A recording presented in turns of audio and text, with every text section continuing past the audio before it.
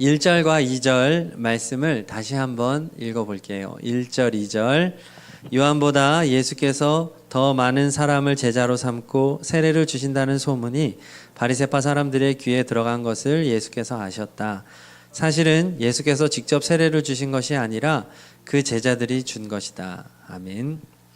세례 요한이 갑자기 역사 속에 나타나서 이스라엘 백성들에게 하나님의 복음을 이제 회개하라 라고 하는 그 말씀을 선포하면서 사람들의 시선을 모았습니다. 그는 당시에 성전에서 근무했던 것도 아니고 광야에서 야인이 되어서 그렇게 메시지를 선포하였음에도 불구하고 온 백성이 세례 요한에게 시선을 고정하고 세례 요한의 말에 귀를 기울였습니다. 그리고 세례 요한에게 나아가서 세례를 받았죠. 요단강에 가서 정확하게 말하면 침례를 받았습니다. 이것도 당시 유대 종교 지도자들은 매우 불편한 일이었어요. 그런데 더 불편한 사건이 생긴 겁니다. 세례 요한이 그토록 외쳤던 예수 그리스도께서 역사에 나타나신 것이죠. 세례 요한이 활동한 지 얼마 되지 않았을 때 이제 예수님께서 나타나셔서 세례를 주고 수많은 사람들을 모으기 시작했습니다. 그러면 이 바리새파 이 사람들은 더 경계할 수밖에 없는 겁니다. 자신들의 영향력은 극도로 떨어지기 때문에 이제 이 불편한 마음이 계속 커졌죠. 자, 이 상황에서 아마 예수님께서 유대에 계속 있었다고 한다면 예수님을 죽이려고 하는 움직임이 더 일어났을 겁니다. 그러나 이제 공생애를 시작하는 단계에서 아직 예수님이 하실 일들이 남아 있고 그리고 불필요하게 이 유대 지도자들과 충돌할 필요가 없기 때문에 예수님께서 북쪽에, 유대는 남쪽이고 북쪽에 갈릴리 지방을 향해서 이동을 하셨다는 겁니다. 자, 3절 보겠습니다. 3절. 예수께서는 유대를 떠나 다시 갈릴리로 가셨다. 충돌을 피해서 간 거죠. 그런데 자, 유대로부터 이제 갈릴리로 가시는데 길이 두 개가 있어요. 앞에 한번 그림을 이제 보시면은 대부분 저기 파란색 길과 빨간색 길이 있는데 빨간색 길이 더 가깝겠죠. 바로 북쪽으로 올라가는 유대로부터 이렇게 쭉 갈릴리까지 올라가면 되는 길이 있는데 대부분의 유대인들은 저 빨간 길을 가지 않고 파란 길을 통해서 요단강 동편 쪽을 향해서 이렇게 돌아서 갈릴리로 가는 길을 택했습니다. 자, 3절 4절을 읽어볼게요. 3절 4절 3절 시작. 3절만. 예수께서는 유대를 떠나 다시 갈릴리로 가셨다. 자, 그런데 이렇게 저 길로 갈릴리로 가는데 예수님께서 아까 그림에서 나왔던 돌아가는 길, 일반적인 길이 아니라 빨간 길을 택했다는 거예요. 그게 왜 의아하냐 하면 이제 9절 말씀을 볼게요. 9절 시작. 유대 사람은 사마리아 사람과 상종하지 않기 때문이다. 사마리아 중간에, 유대와 갈릴리 중간에 사마리아 지역이 있는데 그곳의 사람들을 사마리아 사람이라고 불렀습니다. 거기 사람들과 상종하지 않았다. 역사적인 배경을 좀 알아야 하는데 기원전 8세기에 아수르가 그 북이스라엘을 점령했습니다. 북이스라엘과 남유대로 나눠 있었죠. 북이스라엘이 아수르의 점령을 당하고 이 아수르가 이제 씨를 말려버리겠다. 북이스라엘의 씨를 말려버리겠다라는 정책을 가지고 이방인들을 대거 사마리아 지역으로 이제 북이스라엘의 수도가 사마리아였으니까 그것으로 이방 사람들을 대거 이주시키고 강제 결혼을 시킨 겁니다.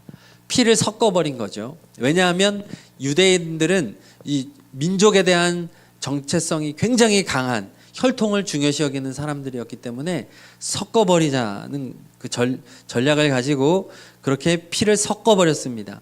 자, 그렇게 사마리아 지역에 혼혈의 자녀들이 나오게 되면서 전통적인 유대인들이 이 사마리아 사람들을 어떻게 생각했냐?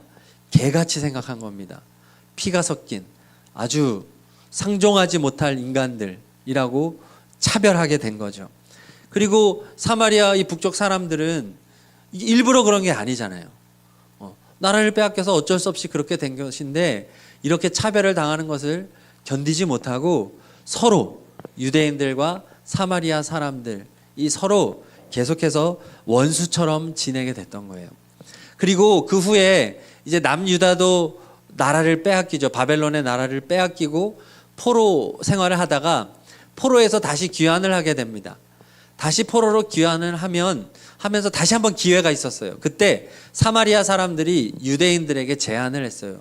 이제 포로에서 귀환했으니까 다시 재건을 해야 되잖아요. 예루살렘 이스라엘을 재건을 할 때 우리 사마리아 사람들이 여러분들을 돕겠습니다. 우리가 인적으로 물적으로 지원하겠습니다. 우리와 함께 이스라엘을 세워갑시다 라고 손을 먼저 내밀었어요. 그때 유대인들이 받아줬으면 아주 아름다운 화해가 되었을 텐데 안타깝게도 유대에서는 거절을 하게 됩니다. 유대인들이 싫어. 너희들 개 같은 민족하고 우리는 함께 너희는 다른 피야 라고 밀어내게 됨으로써 더 심한 적개심의 골이 깊어지게 된 거예요. 그리고 예수님의 때까지 이것이 이어져 내려왔던 것입니다. 그렇기 때문에 남유다에서 갈릴리 또 갈릴리에서 남유다를 다닐 때 불편하지만 사마리아 지역을 경유하지 않고 항상 돌아 다녔던 거죠. 자, 그런데 예수님이 사마리아 길을 택했다는 거죠. 6절 7절 읽겠습니다. 6절 7절 야곱의 우물이 거기 있었다.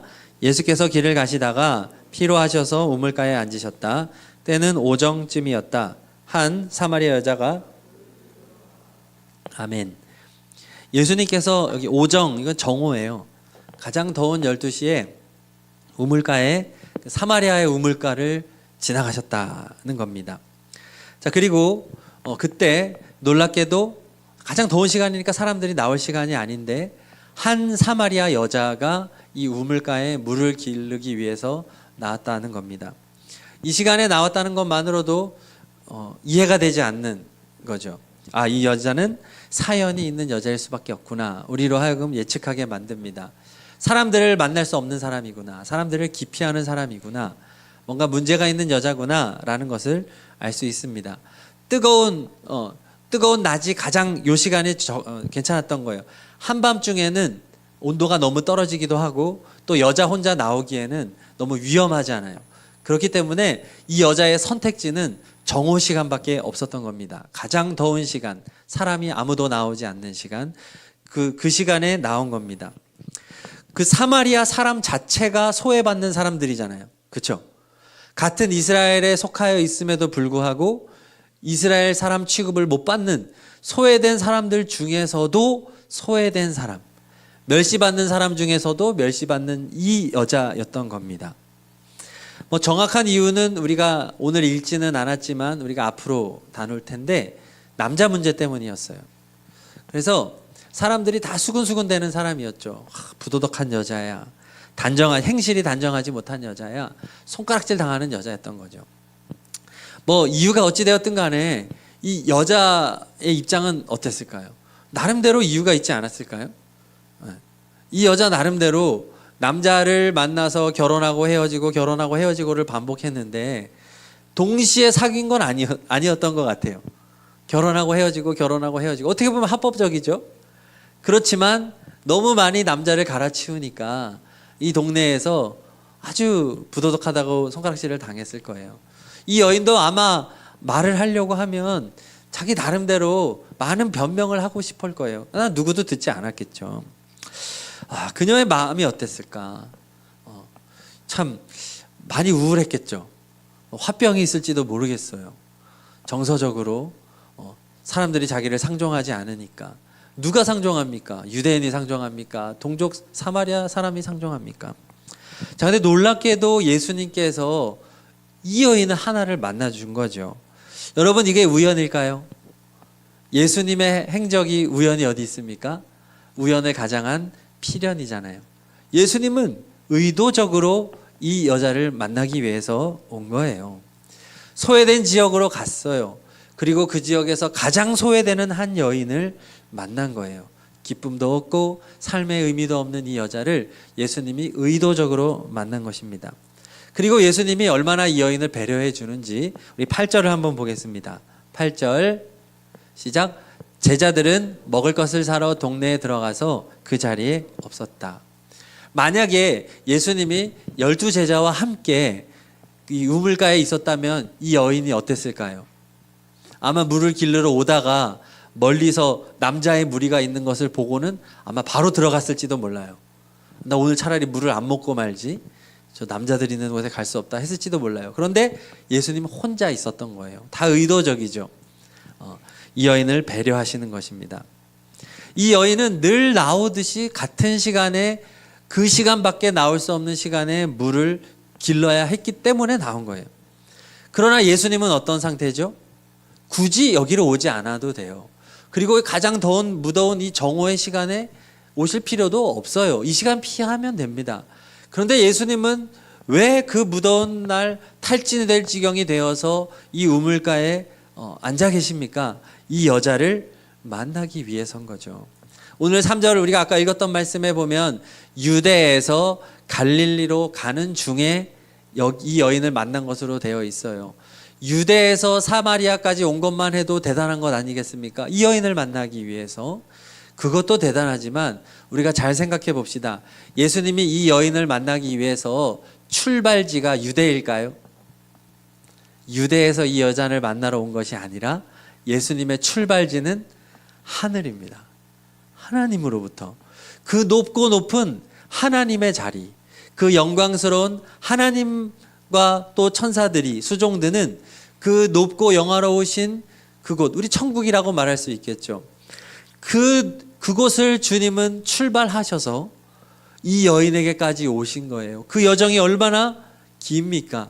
인간이 되셔서 이 불편한 인간으로 태어나시고 인간으로 30년 살아오시고, 그리고 이 무더운 날에 사마리아 지역 이 여자 하나를 만나기 위해서 땀 흘리며 예수님은 여기까지 오신 거예요. 이 여인 하나를 만나기 위해서. 그러면 예수님의, 이 여인을 향한 예수님의 마음은 무엇일까요? 한 단어로 한다면 사랑이겠죠. 사랑이죠. 사랑하지 않고서 어떻게 이 먼 여정을 떠나 이 소외되고 이 외롭고 이 어떻게 보면 사람들이 손가락질하는 천박한 이 여인을 만날 수 있겠습니까? 예수님이 사랑이기 때문이죠. 성경에는 사랑이라는 단어가 몇 개가 있는데 그 중에 아가페라는 단어가 하나님의 사랑을 설명할 때 쓰는 단어입니다. 예수님의 이 사랑은 아가페 사랑입니다. 조건이 없어요. 무조건적인 사랑입니다. 우리가 헤아릴 수 없어요. 상상할 수 없어요. 예수님은 이 죄인인 여성을 찾아왔습니다. 왜 찾아왔겠어요? 용서해 주기 위해서, 이 여인에게 기회를 주기 위해서, 인생의 소망을 주기 위해서 예수님은 찾아오신 것입니다. 여러분, 우리도 마찬가지예요. 여러분들이 지금 예수님을 알고 있습니까? 여러분 예수님을 믿고 있습니까? 그거 여러분이 예수님을 찾아가서 만났나요? 우리는 예수님에게 찾아가서 예수님을 만날 수가 없습니다. 인간은 하나님께로 갈 수가 없어요. 하나님이 인간에게 와야 되는 거예요. 하나님이 자신을 알려주는 만큼만 우리는 알 수 있어요. 여러분이 지금 예수님을 알고 있고 믿고 있다면 그것은 전적으로 주님이 행하신 일입니다. 높고 높으신 곳을 다 버리시고 인간으로 오셔서 여러분들을 만나 주셨기 때문에 여러분은 지금 예수님을 알고 있는 것입니다. 그 사랑은 감히 헤아릴 수 없어요. 사마리아 여인을 오늘 이야기를 보면서 예수님 참 대단하다. 이 사마리아 여인은 참 복이 많네. 어떻게 이런 복이 있을까라고 우리는 생각할지 모르겠는데 이 똑같은 복을 우리가 받았다는 거예요. 여러분들도 다, 저도 여러분들도 다 사마리아 여인인 줄로 믿습니다. 주님이 이런 엄청난 사랑으로 우리를 사랑하고 계신 거예요. 여러분이 지금 만약 예수님을 믿고 있다면 여러분은 이 세상에서 가장 큰 복을 받은 사람입니다. 가장 행운아입니다. 예수님의 선택을 받았기 때문이죠. 자, 이렇게 예수님이 이 우물가의 여인을 만나줘요. 자, 그러면 이 여인이 기뻐해야 되잖아요. 하나님의 아들이 왔는데. 그런데 이 여인은 예수님을 기뻐하지 못해요. 예수님인지도 몰랐고, 가뜩이나 사람들을 지금 기피하며 살아가고 있는데 지금 남자가 딱 봐도 행색이 유대인 남자인데 유대인 남자가 우물가에 앉아 있으니까 이 여자가 너무 불편한 거예요.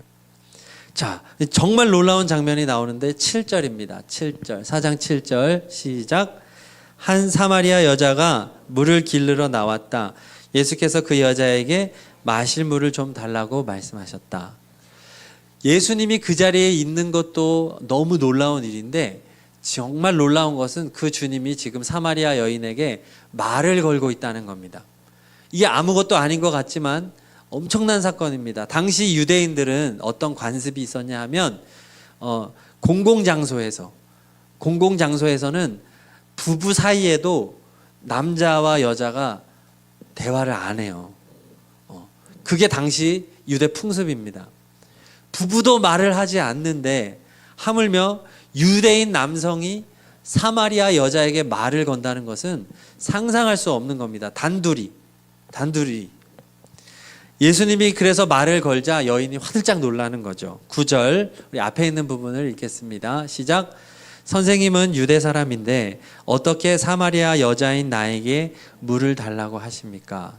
이 여인은 지금 너무 놀란 거예요. 옆에 그냥 있기만 해도 불편해 죽겠는데 말을 거셨다니까요. 도저히 예수님의 행동을 지금 이해하지 못해요. 그런데 예수님의 이 한마디 마실 물을 좀 달라, 이 말로 시작해서 예수님과의 긴 대화가 38절까지 이어지게 됩니다. 자, 오늘 저는 물을 좀 달라, 마실 물을 좀 달라, 이 말의 말씀을 통해서 예수님이 어떠한 분인지, 여러분들과 저를 어떻게 생각하는지 두 가지의 은혜를 나누려고 합니다. 첫 번째로 예수님은 한 영혼을 천하보다 귀하게 여기시는 분이십니다. 우리 좀 졸린 것 같으니까 노란 글씨를 한번 크게 다 같이 읽어보겠습니다. 시작. 예수님은 한 영혼을 천하보다 귀하게 여기시는 분이십니다.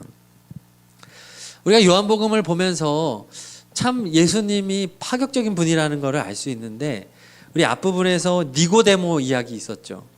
니고데모 한 사람과 얼마나 예수님은 그 단둘의 이야기를 정성 들여 하셨는지 몰라요. 우리가 그 아는 유명한 말씀, 요한복음 3장 16절, 하나님이 세상을 이처럼 사랑하사 독생자를 주셨으니, 그 말씀을, 그 엄청난 보석 같은 말씀을 많은 무리 중에 하신 말씀이 아니라 니고데모 한 사람한테 줬다니까요.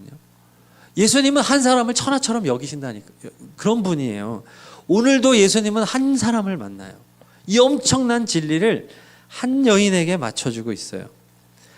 한 영혼이 천하보다 귀하기 때문에 그렇습니다.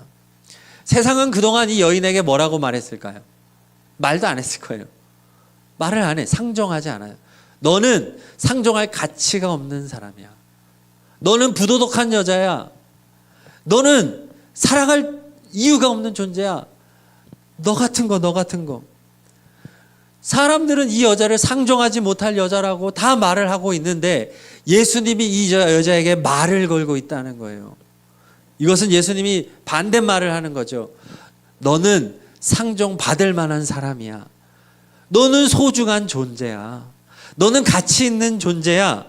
라고 예수님은 지금 말하고 있는 것입니다. 오늘 이 음성은 여러분 모두에게, 또 저에게 주는 말씀입니다. 나에게 물을 좀 달라. 주님이 우리에게 하는 말씀이에요. 너는 소중해. 너는 천하보다 귀한 존재야. 청년 여러분, 여러분은 여러분 자신을 어떤 존재라고 생각하십니까?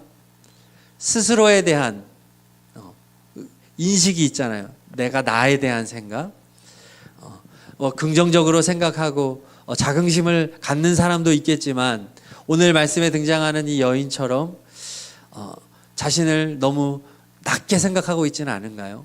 나는 세상에 있으나마나한 존재 같고, 나는 실패자 같고, 그래서 취업도 해야 되고 승진도 해야 되고 결혼도 해야 되는데 이 모든 것들이 나에게는 너무 어려운 것 같고, 뭔가 그렇게 여러분들 생각하고 있지는 않나요?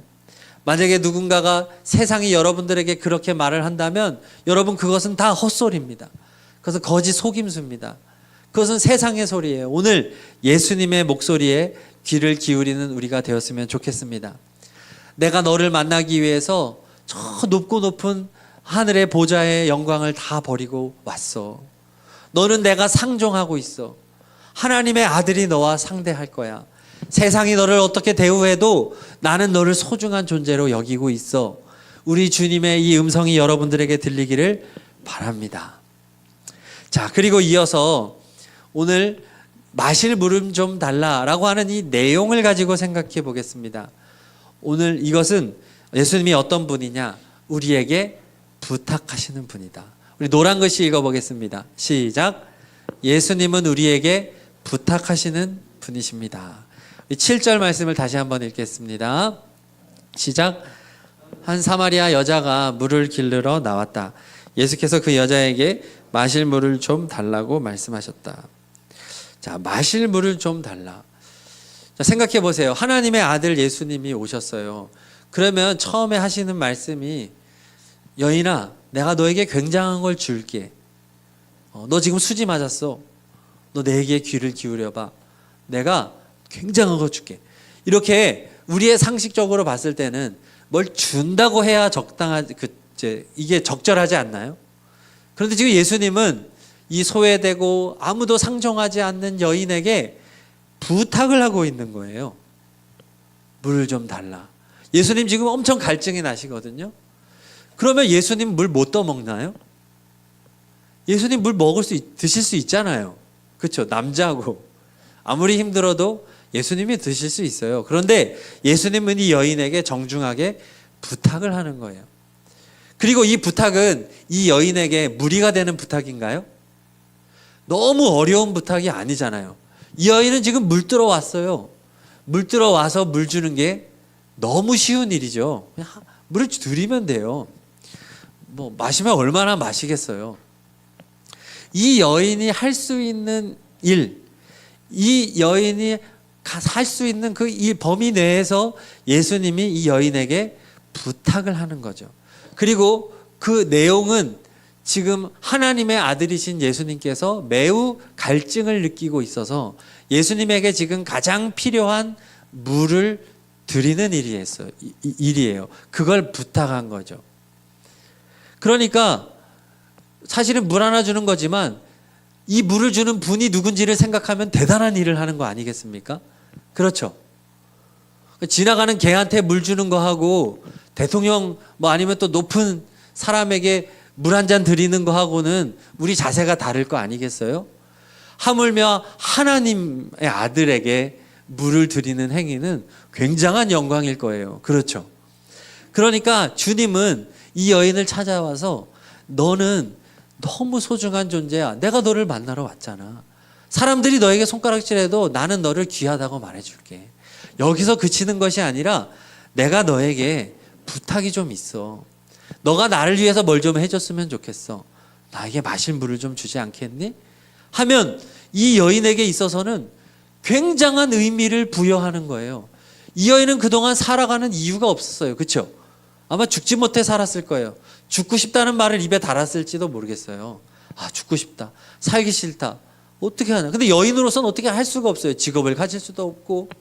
남자들은 이렇게 많이 갈아치웠는데도 남자에게는 참 소망도 없을 것이고 지금 또 다른 사람 만나고 있고 정신없는 사람이에요.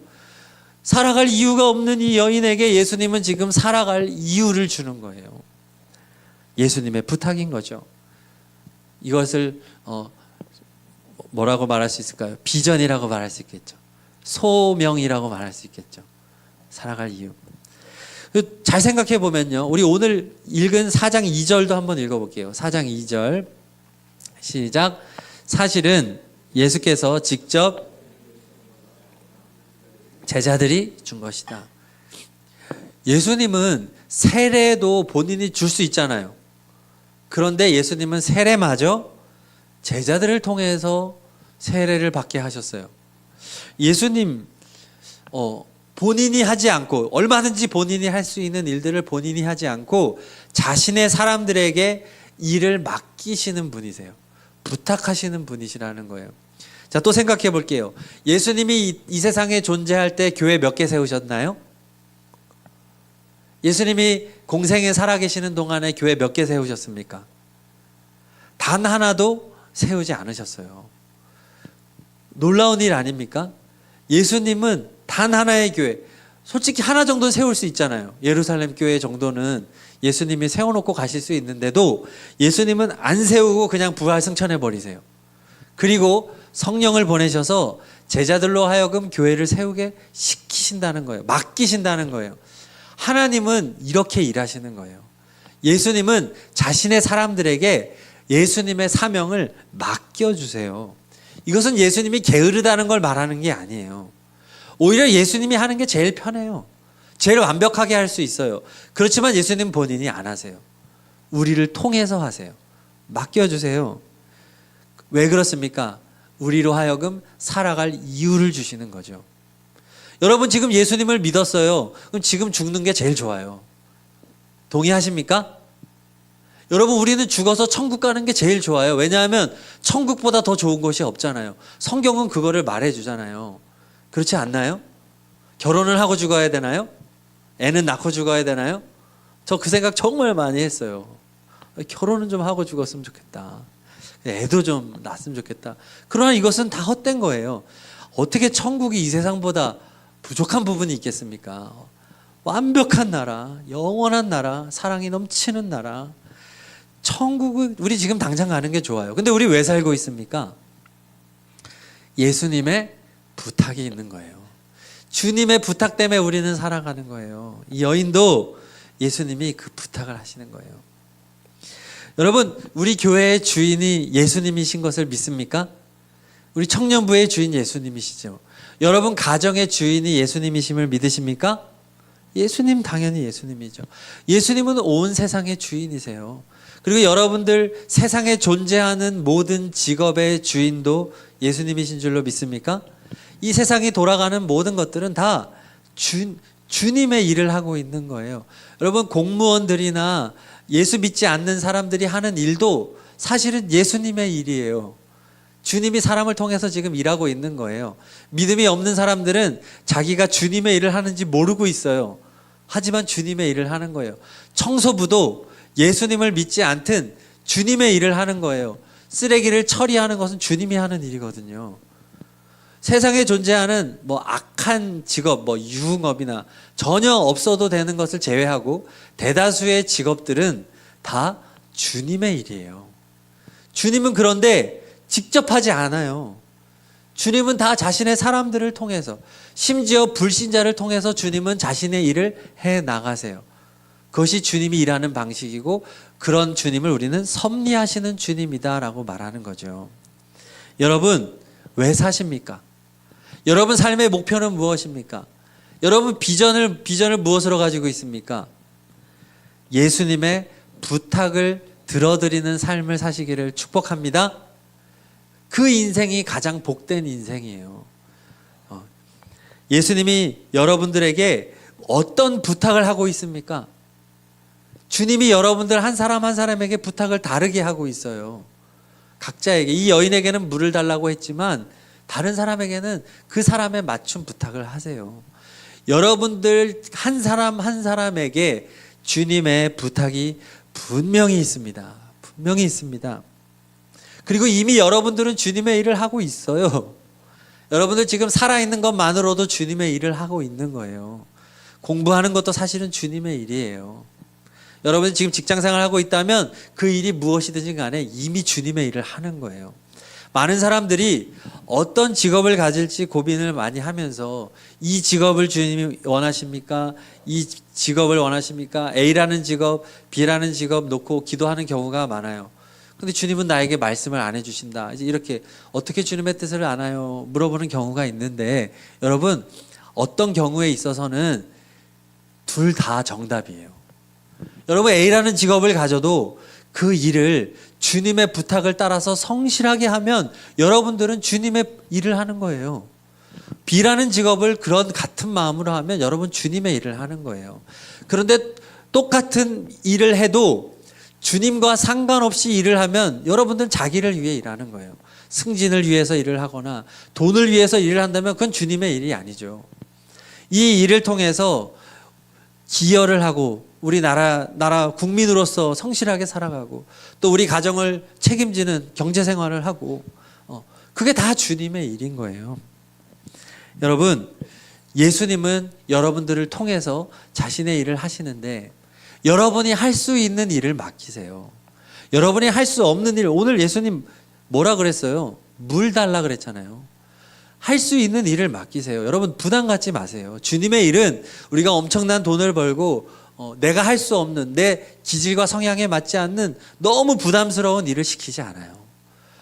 여러분들로 하여금 기쁘게 할 수 있도록 주님이 여러분들 마음을 인도해 주신단 말이죠. 혹시 삶의 이유를 모릅니까? 그러면 성경을 읽으세요. 성경을 읽으면 삶의 이유를 말해주는 책이거든요. 이 안에 등장하는 수많은 사람들이 있잖아요. 그 많은 사람들이 삶의 의미를 발견하고 하나님을 위해 살아간 사람들과 삶의 의기를 발견하지 못하고 헛되이 살아간 사람들의 이야기들이 여기에는 가득 있어요. 처음부터 끝까지. 성경을 읽으면서 이렇게 살아가는 것이 바른 인생이구나. 여러분 취업이나 이런 거 고민되죠. 그 고민되는 걸 가지고 여러분의 기준으로 선택하지 마세요. 성경을 부지런히 읽고 기도하세요. 여러분 직업 선택의 기준이 돈 때문입니까? 그거 잘못 선택하는 거예요. 뭔가 연금 때문입니까? 이것도 잘못 선택하는 거예요.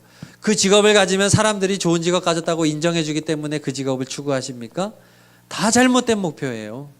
예수님이 여러분 각자에게 부탁하는 직업을 가지면 되는 거예요. 그 일이 남들이 뭐라고 해도 예수님과 나와의 관계 속에서 소중한 일이면 그 일을 열심히 하면 되는 거예요. 알바도 괜찮아요. 알바 한 3개 정도를 성실하게 하면 일반 직장 하나 가진 사람보다 더 잘 벌어요. 성실하게 하면 되는 거예요. 그리고 그걸 하면서 또 다른 직업을 찾을 수도 있겠죠. 요즘은 평생 직업이 대부분 없으니까. 중요한 건 뭐냐 하면 주님의 부탁이에요. 주님의 부탁. 여러분 예수님과 인격적인 관계를 맺고 있습니까? 그분이 여러분들에게 부탁하는 것을 귀 기울여 보셨습니까? 물어보세요 한번. 주님, 제가 어떤 인생을 살기를 원하십니까? 귀를 기울여 보세요. 주님 반드시 여러분에게 감동을 주시거나 상황들을 인도해 주세요. 부지런히 찾아보세요. 말씀과 기도밖에는 없습니다. 여러분 고민하느라 밤을 지새우지 말고 잠 안 오면 그냥 성경 보세요. 그럼 잠이 잘 오기도 하고 또 성경에서 진리를 발견하거나 둘 다 좋잖아요. 잠이 안 오는 게 여러분 불면증으로 죽진 않는다 그러더라고요. 그러니까 고민하지 말고 잠이 안 오면 일어나서 주구장창 성경을 읽어보세요. 이거보다 더 좋은 선택은 없어요. 그리고 성경의 내용을 붙잡고 기도하세요.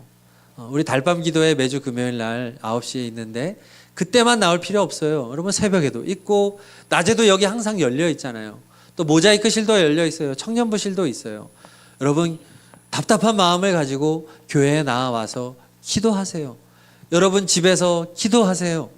살아계신 예수님, 나를 찾아와 주셔서 저는 취업도 잘 안 되고 내 인생의 의미도 잘 모르고 나는 쓸모없는 인간 같은데 주님 나에게 소중하다고 말씀하시는 주님, 나의 인생의 이유를 좀 주세요.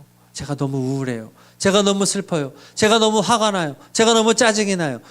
솔직하게 주님께 내어놓고 주님께 나아가면 주님은 오늘 사마리아 여인을 만나주신 그 주님께서 여러분들을 만나주시고 여러분들과 대화를 시작하실 거예요.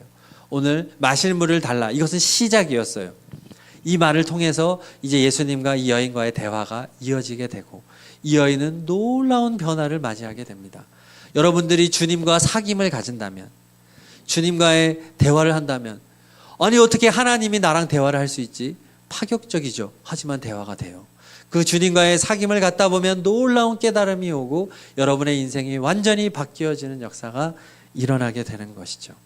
자, 우리 이 시간은 우리 찬양하고 우리 기도했으면 좋겠는데 찬양팀 나와주시고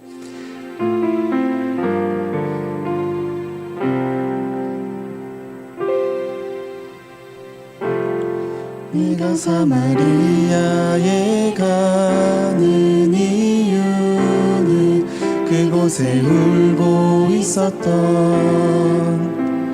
내가 있어서 햇볕이 따갑고 그늘도 없는 낮에 나는 기다렸단다. 내가 내게 오기를 아무도 찾지 않는 한낮의 후 물가에 어젯밤을 다 잠든 내가 내게로 온다. 아무도 찾지 않는 한낮의 후 물가에 이제껏 삶에 지친 내가 내게로 온다. 나는 사마리아 여인에게 말을 건다. 기쁨의 차 말을 건다. 하늘 보좌 내려놓고 그래 여기에 왔다고. 넌 나의 다시 재촉한다. 그 물을 내게 달라 한다.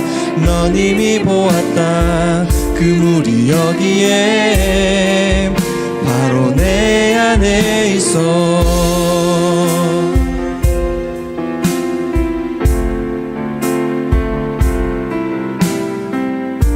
이 시간 한 번 더 찬양하시겠습니다. 내가 사마리아에 가는 이유는, 내가 사마리아에 가는 이유는 그곳에 울고 있었던 내가 있어서. 햇볕이 따갑고 그늘도 없는 낮에 나는 기다렸단다. 내가 내게 오기를 아무도 찾지 않는 한낮의 후 물가에 어젯밤을 다 잡는 내가 내게로 온다. 아무도 찾지 않는 한낮의 후 물가에 이제껏 삶에 지친 내가 내게로 온다. 나는 사마리아 여인에게 말을 건다. 기쁨의 차 말을 건다. 하늘 보좌 내려놓고 그래 여기에 왔다고. 넌 내게 다시 재촉한다. 그 물을 내게 달라 한다. 넌 이미 보았다. 그 물이 여기에 바로 내 안에 있어. 한 번 더. 나는 사마리아 여인에게 말을 건다. 기쁨의 차 말을 건다. 하늘 보좌 내려놓고 그래 여기에 왔다고. 넌 내게 다시 재촉한다. 그 물을 내게 달라 한다. 넌 이미 보았다. 그 물이 여기에 바로 내 안에 있어.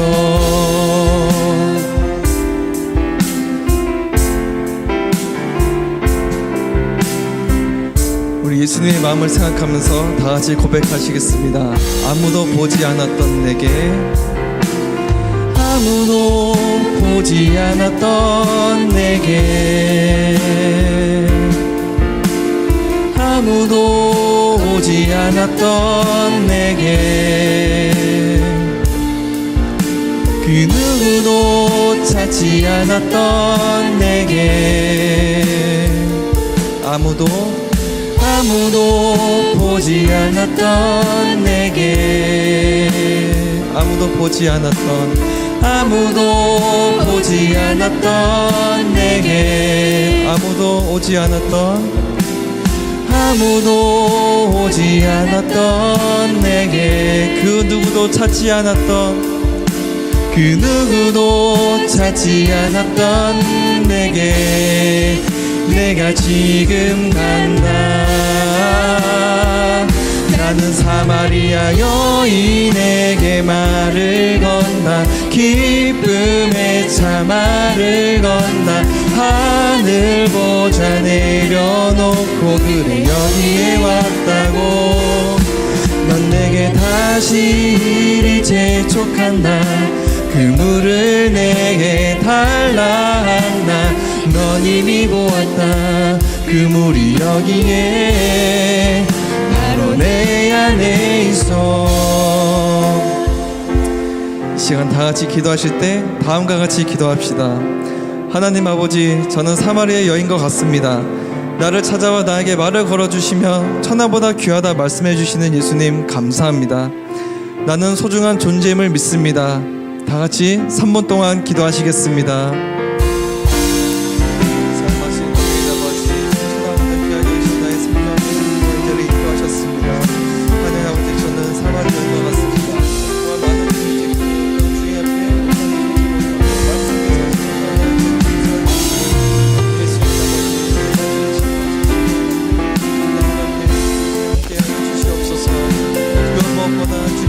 말씀하십니다. 우리를 가라고 말씀하십니다. 하지만 주의 있는 거지 우리의 연약함 통해서 우리의 죄로 인해서 우리 나약함을 우리 나아가는 때가 많습니다. 그래서 주의 있는 거지 그 말씀과 또한 신결한 사랑과 또한 주님께서 찾아오시는 그 믿음을 가지고 다시 한번 나아가 주시어 감사합니다. 나아가게 하여 주시옵소서. 주 예수 있는 거지 그냥 하기 원합니다.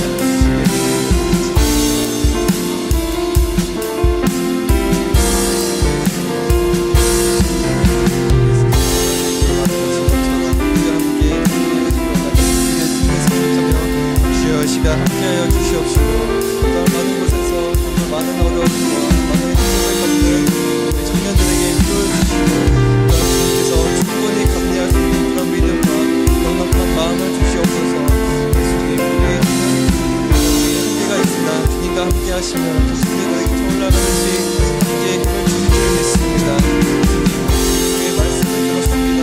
우리의 말씀을 통해서 나아가 주시옵소서.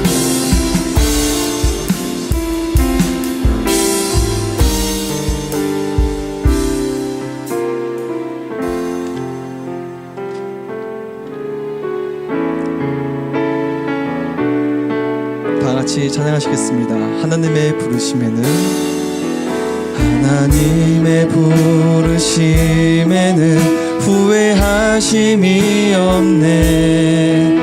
내가 이 자리에 선 것도 주의 부르심이라. 하나님의 부르심에는 결코 실수가 없네. 나를 부르신 하나님의 신실하심을 믿네. 날 부르신 뜻 내 생각보다 크고 날 향한 계획 나의 지혜로 증량 못하나 가장 좋은 길로 가장 완전한 길로 오늘도 날 이끄시 믿네. 작은 나를 부르신 뜻을 나는 알 수 없지만 오직 감사와 순종으로 주의 길을 가리라. 때론 내가 연약해져도 주님 날 도우시니 주의 놀라운 그 계획을 나는 믿으며 살리. 날 부르신 뜻 내 생각보다 크고 날 향한 계획 나의 지혜로 증량 못하나 가장 좋은 길로 가장 완전한 길로 신실하신 주를 찬양해. 날 부르신 뜻